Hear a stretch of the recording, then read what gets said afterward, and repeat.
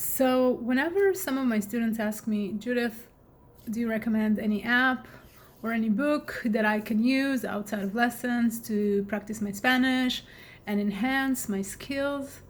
I always say this to them: channel your energy into nailing down the foundation.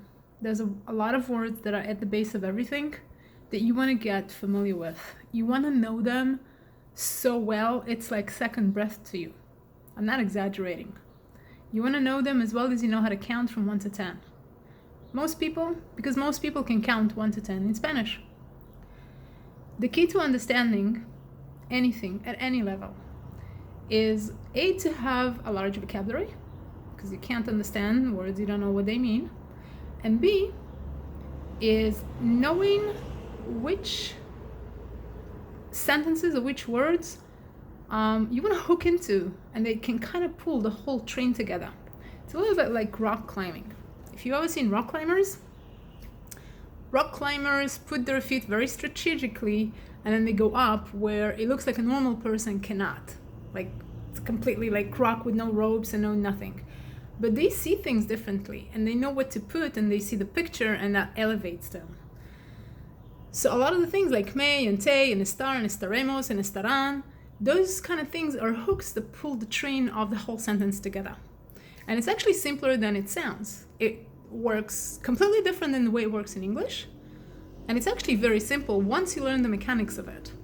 Getting familiar with the mechanics is the complicated part, because many people get confused with that and it does not work the way they used to from English.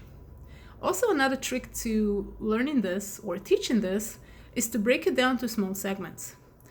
The key mistake a lot of students and pupils do is they try to conjugate all the different estaré, estarás, ser and estar forms together. Our brains are really not wired to shift through a lot of possibilities all at once. I think the upper cap is about 8 different possibilities. Most people, that's the highest level. Most people, their brain can juggle between 6 or less opportunities or scenario all at once. Ser and estar has about 37 of them in total.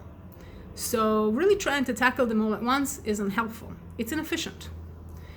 So when I work with my one-on-one students in depth, like after 3 or 4 months, they start to see things and understand things in a way that speeds up their process. That snowball gains momentum and it's rolling really big and fast down the hill, and it's unstoppable at that point.